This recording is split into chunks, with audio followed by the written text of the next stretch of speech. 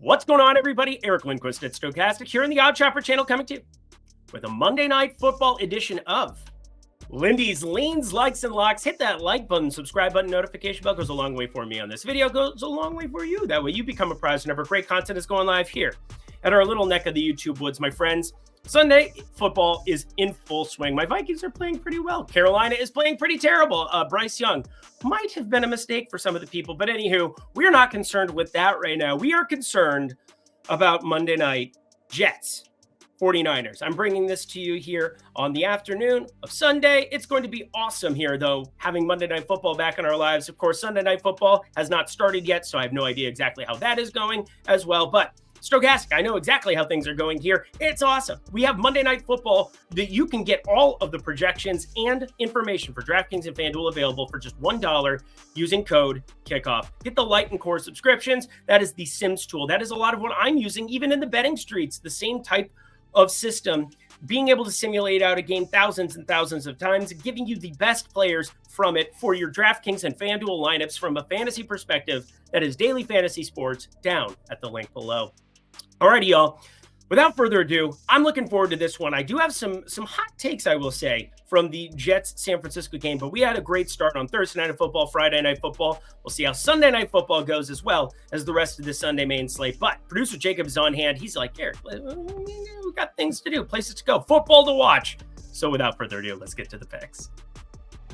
Are you ready for some football? A Monday night party. Jets and 49ers. Oh my goodness. Aaron Rodgers. Can you stay healthier than like for one series last season? I mean, it was a quick run the American flag out on the field.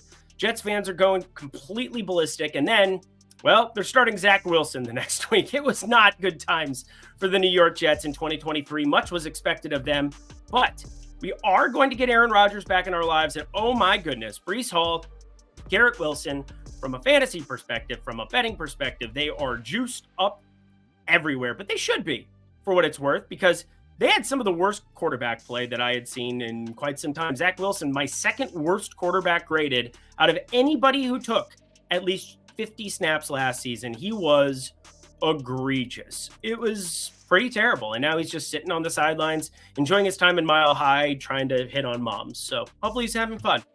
It's all about having fun, right?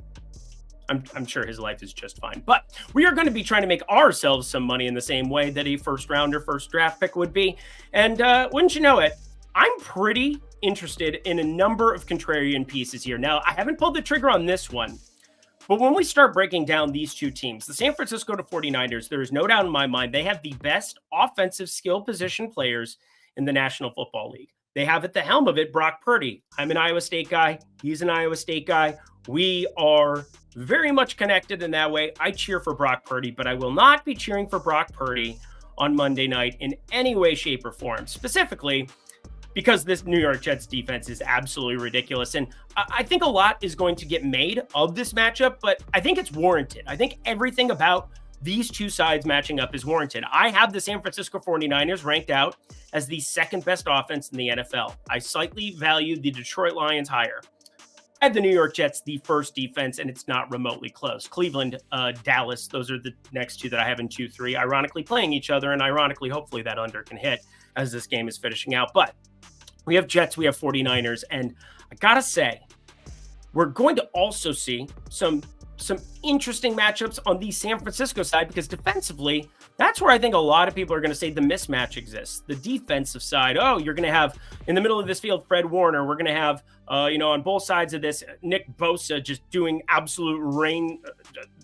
He's a one-man wrecking crew. And then Charvarius Ward, I would say my favorite cornerback in all of football outside of Sauce Gardner on the other side of this one. But that is kind of what I'm getting at. I absolutely value San Francisco's defense. I absolutely feel that way about them. But look at the market. The market has 4.5, 3.5. It seems like a lot of points to be getting for a low variance outcome football game. But I'm going to start with the lean side because 43.5. This is a low total considering the offensive pedigree and the projections. You can look at the year-long market and use it to indicate where you're at. Breece Hall, the amount of rushing prop overs I saw on Twitter.com could choke a donkey. Garrett Wilson, he was exceeding with horrible quarterback play, going back to Mike White, Zach Wilson, of course, all the ancillary pieces that they fit in the middle. Joe Flacco before he got good again. He's 100 and just, I don't know.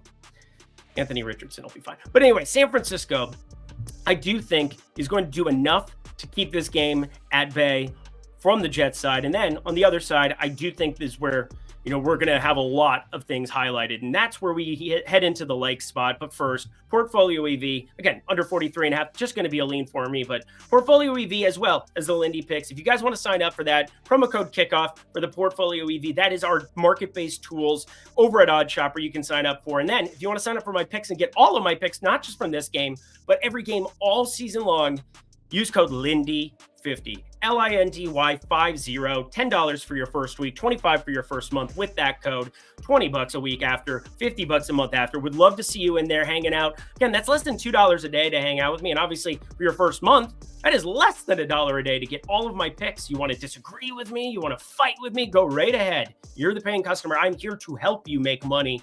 I'm here. And if you trust me, and again, I proved profitability in baseball, proved profitability in basketball. I want to bring you guys over to the NFL streets so we can make some money together. Promo code Lindy50 to jump into that Discord today. Alrighty, now let's get to some serious picks. This is probably going to be the controversial part of the program, actually, more so than the lock. And obviously, it's a spread. We're going to actually be going to a spread in the lock department, which I'm pretty excited about. But I am definitely going to be shorting Christian McCaffrey in a lot of ways. And this is the first way that I shorted him. And it was over at Bet365. Again, we'll talk about that after this. But Christian McCaffrey enters this game limited, comes off of limited practices the last few. Christian McCaffrey is such an anomaly. We've seen this for years. Carolina into San Francisco. He fits in seamlessly in any scheme, especially if that scheme is good. Well, wouldn't you know, Mr. Shanahan's scheme is probably the best in all of football. Brock Purdy, Jimmy Garoppolo, doesn't matter. People want to downgrade the quarterback play, so be it. But if you have functional quarterbacks, they continue to find skill players around. Brandon Ayuk, Deebo Samuel. Nice to get that Ayuk contract short up if you're them. But not only does that worry me, but we're seeing some interesting reports about what his workload could potentially be here in this spot. It is a long NFL season. This is coming off of a Super Bowl loss. A lot is expected yet again of the San Francisco 49ers. And the workload that we saw in that Super Bowl is basically Christian McCaffrey never leaving the field. And that's what we've seen from them all season long. But Eli Mitchell, your insurance policy is gone, I think, out of the course of this season. Now, Ricky Pearsall, he's out. Obviously, we know what happened with the shooting there. Hopefully, he can get healthy. But 4 weeks that he's going to be out guaranteed on the PUP list. And Eli Mitchell on IR, season-ending injured reserve. That one really stands out to me because I think you got to get some touches intertwined with some other pieces. You can figure out what exactly is behind them because, again, if you have Christian McCaffrey entering here with a calf/Achilles issue and he ends up aggravating it, if something bad happens, you have a long, terrible season ahead of you at the running back position where you're probably going to be relying along the lines of Mason carrying a lot of the load. Jordan Mason, that is a start downgrade and not somebody that they trusted a lot at times last season. We did see him get 10 carries against Dallas when they were up by infinity. We saw 5 carries against Cleveland in a rain-soaked football game, if people can remember that one going back to week 7. But aside from that, week 6 it was. Sorry, I lied. Rain Man over here. But Jordan Mason is definitely one of those guys that you don't want out on the field for that long, but you got to give relief to Christian McCaffrey if he is dealing with this injury. That is why I'm willing to stab beginning on the entire portfolio. I love the under of 113.5 receiving plus rushing yards. There are some 115.5s that exist across the industry, but they're minus 120, minus 125s. If he's limited, those 2 yards aren't as valuable as me saving the 5-10 cents of juice, I believe. And that is why I'm going their direction. But furthermore, Brandon Ayuk getting a lot of hype coming into this one, as he should. He got paid. He missed a lot of training camp. It's not like he's unfamiliar with Shanahan's scheme. It's not like he's unfamiliar with what his role is on this football team, but it does have me interested in Deebo Samuel because this is kind of what I'm thinking about.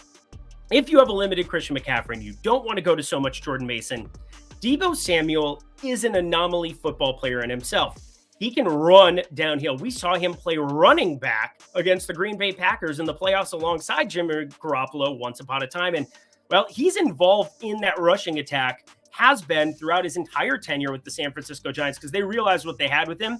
Now, when you have Christian McCaffrey, you don't have to give him the crazy workload. They haven't, nor should they. But he is involved enough there where I think for one game, as Christian McCaffrey is easing himself back into it, I think there's some correlation. You could potentially go just under rushing on McCaffrey over on Debo.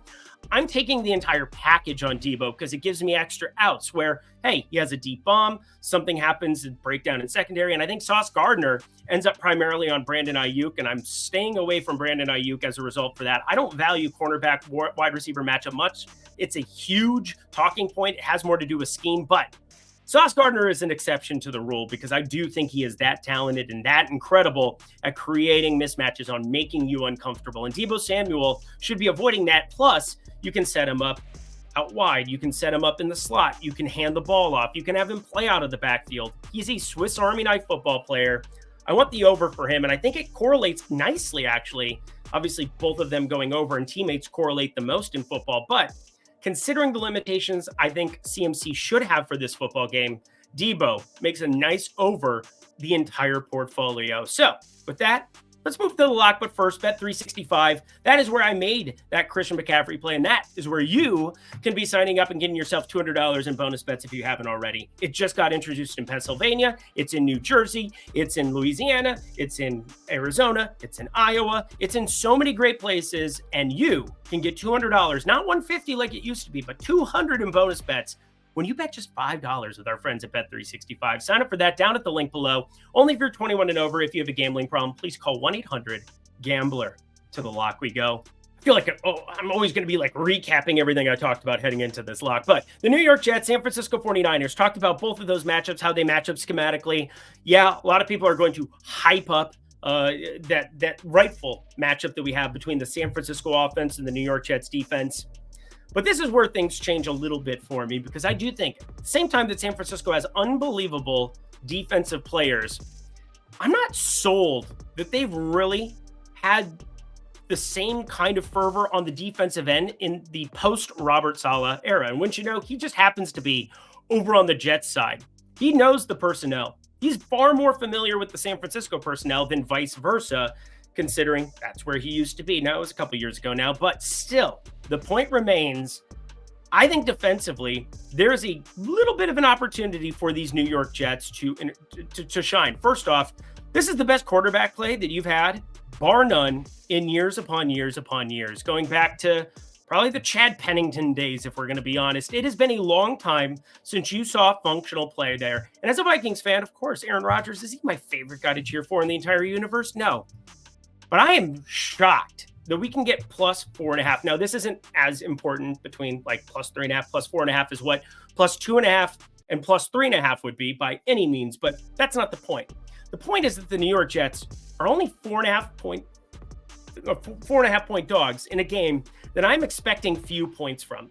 And when you start talking about these 17-13 football games, you have some extra outs with that hook on the New York Jets here at 4.5. There are 3.5s, and that would have to be a like for me at this point in time. But right now, currently in the market, this did get bet from 5 to 4.5. I think of McCaffrey news, Ayuk, as things were sitting around, and this line has just been sitting around for 6 months. There are people who will say, oh, Eric, these are going to be the most efficient numbers. No. There's still a point discrepancy between BetMGM at minus 110 and the rest of the marketplace at 3.5. And that full point values me in a game where I'm expecting the Jets defense to get a lot done and McCaffrey to potentially be limited. I love taking the points here with the Jets. Plus 4.5, getting some, again, not key numbers, but getting extra outs with that full point is so crucial. When you're talking about the end of the season and you look at your ROI and you're trying to figure out exactly what we're dealing with, or, hey, why did my season flip? It can flip on the means of being early to lines or reacting to what you believe the game script is going to be. And so it's kind of a little bit of a basis between me looking at projection-based and market-based. BetMGM minus 110, only number where this is still available. Get it. I think the Jets do just enough in a low-scoring game to keep this one close, and cashes that ticket. And that does it for another edition of Lindy's Leans, Likes, and Locks. Hit that like button down below, subscribe button if it's your first time joining us. Obviously, Lean Like Lock, talking you through the ins and outs of this. I will recap, my results as we're going along here throughout the entire showdown season, talking these Sunday Night Football, Monday Night Football, Thursday Night Football games. Hey, Friday Night Football was awfully fun. Let's try to run that back here on Monday night and see how Sunday night goes. This will be fun. Thank you, producer Jacob. As always, use code KICKOFF for Stochastic, for OddsShopper, for anything down below that you might be interested in, as well as Lindy50 if you want to join my marketplace and hang out with me talking football all the live long day. Alrighty, y'all. Until next time, I'm Eric Lindquist. Best of luck for the first Monday Night Football edition of 2024.